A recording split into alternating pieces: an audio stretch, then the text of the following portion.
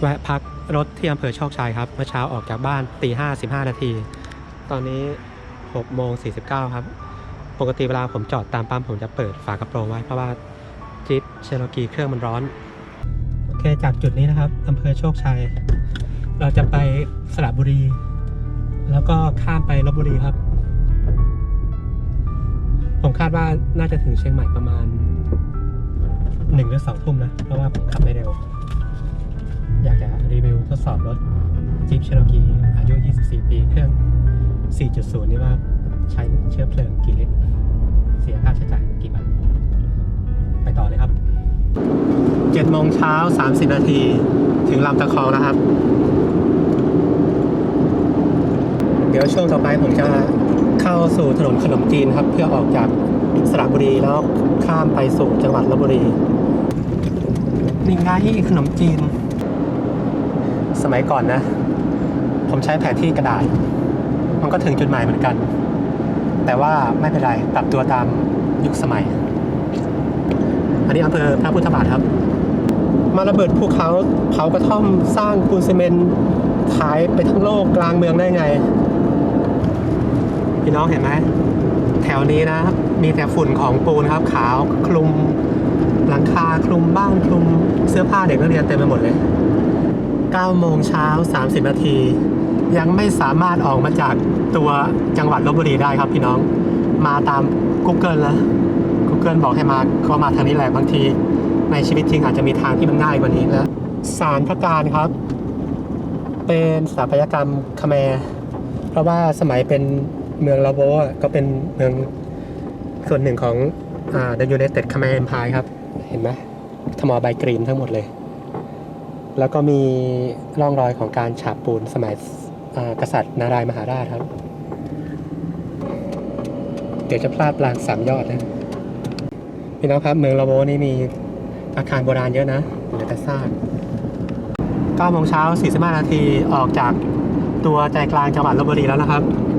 เมื่อกี้ผมเห็นคนไล่ตีลิงกลางเมืองเลยผมรู้สึกเศร้าใจนะมีเงินภาษีที่ราษฎรเสียปีหนึ่งเยอะแยะน่าจะมีงบในการจัดทำวัคซีนหรือว่าทำหมันนะแล้วมันจะเจริญได้ไงวะเนี่ยไม่ยอมทำผังเมืองให้ดีทำได้ไงก็ไม่มีผังเมืองเลยมีคณะสถาปัตย์คณะวิศวะเต็มบ้านเต็มเมืองแต่ประเทศนี้ไม่มีผังเมืองตอนนี้พักรถประมาณ10 นาทีนะครับเดี๋ยวจะไปเปิดฝากระโปรงเพื่อให้เครื่องมันเย็นลงตอนนี้อยู่ใกล้ๆกับ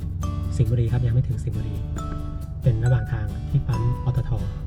ปกติผมไม่เติมน้ำมันปั๊มปตท.นะแต่ว่าผมหาคาร์เทคของอเมริกาแล้วยังไม่เจอก็เลยเติมไปก่อนไม่เป็นไรไม่มีมิตรแท้และศัตรูที่ถาวรครับทางการเมืองช่วงนี้เป็นทางที่อ้อมเมืองจากนครสวรรค์มากำแพงเพชรนะครับจะสังเกตว่ารถไม่ค่อยแน่นเท่ากับช่วงเข้าเมืองนครสวรรค์นะในที่สุดก็เจอจนได้คาร์เทคตั้งแต่ลพบุรีจนจะถึงกำแพงเพชรเนี่ยเพิ่งเจอปั๊มแรกแวะสักหน่อยพี่น้องครับตอนนี้ยังไม่ถึงกำแพงเพชรครับแต่เกือบถึงแล้วแวะปั๊มนั่งกินข้าวในรถนี่แหละแม่ทำให้ครับตั้งแต่ตี 5ไม่ใช่ดิตี 4 ครึ่งเพราะว่าผมออกตี 5:15ใช่ไหมนี่ไงข้าวกล่องแล้วก็ผมจะนำกาแฟชงเองนะเอาไว้กินตามทางใส่กระติกน้ำร้อนแบบนี้แล้วก็มีกระติกน้ำดื่มเพื่อลดการใช้จ่ายให้ได้มากที่สุดเดี๋ยวทานข้าวก่อนละตรงนี้แหละ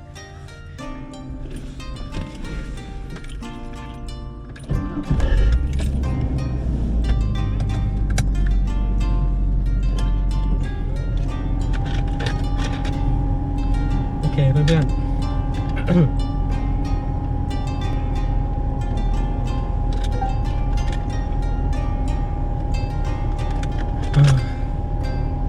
และตอนนี้เราจะเดินทางต่อครับไป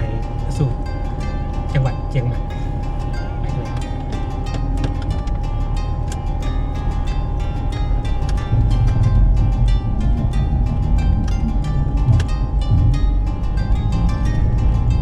วันนี้โชคดีนะไม่ค่อยมีแดดถึงแม้อากาศจะร้อนแต่ไม่มีแดดดีเพราะว่าถนนมันไม่ร้อนมากทำให้รถเก่าๆอายุ24 ปีคันนี้ไม่ต้องมีปัญหาเรื่องความร้อนมากปกติก็มีอยู่แล้วเพราะเป็นรถอเมริกาไม่ได้ออกแบบมาให้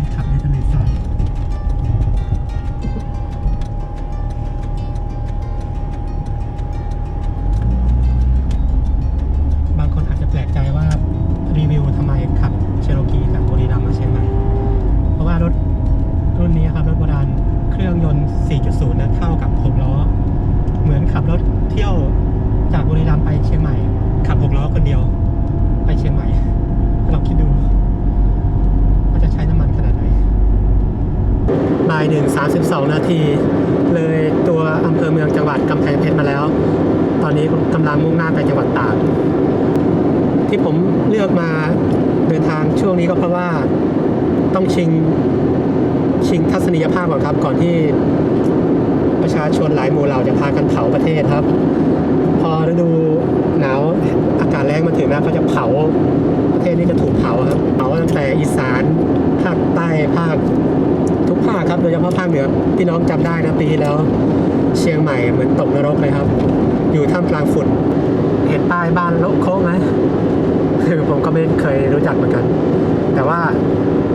ตอนนี้แดดเริ่มแรงแล้วครับบ่าย 1:49 นาทีถึงจังหวัดตากแล้วครับแล้วเรากำลังจะมุ่งหน้าไปลำปางนะผมดูแผนที่บน Google แล้วกว่าจะถึงลำปางโอ้โหเจอปาล์มคาร์เทคแล้วขอแวะพักสักหน่อยปวดขาหมดเลยบ่าย 2:31 นาทียังไม่ถึงลำปางครับจากจังหวัดตากบ่าย 2:48 นาทีแวะพักรถที่ปั๊มปตทที่จังหวัดตากวันนี้อากาศร้อนมากผมคำนวณค่าน้ำมันแล้วผมว่าไม่คุ้มหรอกนะมาเที่ยวภาคเหนือในการขับรถโดยเฉพาะรถที่เครื่องใหญ่ขนาดนี้สภาวะอากาศที่มันร้อนถึงขนาดนี้ผมว่ามันไม่ปกตินะมันไม่ได้ร้อนแค่ภาคอีสานนะทีแรกผมคิดว่ามาภาคเหนือเนี่ยฤดูหนาวเดือนพฤศจิกาใช่ไหมวันนี้วันที่ 27แต่ผิดคาดมากร้อนมากผมจำได้ว่าเส้นทางสายนี้นะจากตากไปลำปางเมื่อ6 ปีที่แล้วที่ผมเคยมายังเป็นถนน2 เลนอยู่เลยแล้วก็ไม่ค่อยมีรถดอกผมจำได้นานๆจะมีรถสวนกัน1 ครั้งเพื่อนครับจะถึงลำปางแล้วแวะพักรถนิดหนึ่งที่ปั๊มเอสโซเดี๋ยวให้เครื่องมันเย็นลงกว่านี้นิดหนึ่งก่อนเพราะว่าเมื่อกี้ช่วงขึ้นไม่ใช่ถึงช่วงลงเขาแต่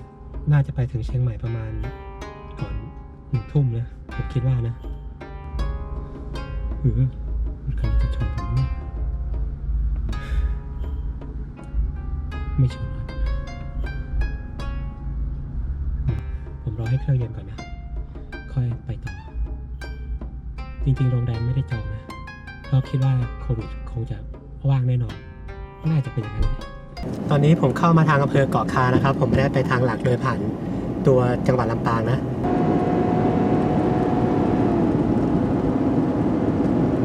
ทางที่ Google พาผมมาเชียงใหม่สิเป็นแบบพาไปตามทุ่งนาเลยครับคนอื่นๆเขาไปถนนหลักกันหมดนะ